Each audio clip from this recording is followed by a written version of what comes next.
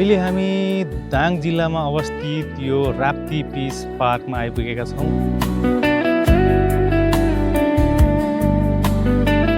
तुलसीपुर बजारबाट नजिकै पर्ने यो पार्कलाई गणेश पार्क भनेर पनि चिनिँदो रहेछ। शान्ति स्थापना र शान्त वातावरणलाई अलि बढी फोकस गरेर निर्माण गरिएको यो पार्कमा चाहिँ बुद्धको स्तम्भ सुरुमै राखिएको रहेछ र एकदमै मनोरम शान्त ठाउँ छ।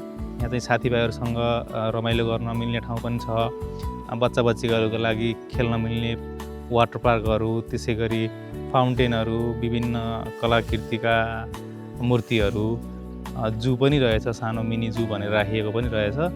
फ्यामिलीहरूसँग आएर पिकनिक खानलाई, पिकनिक स्पोटको लागि पनि एउटा ठाउँ छुट्याइएको रहेछ।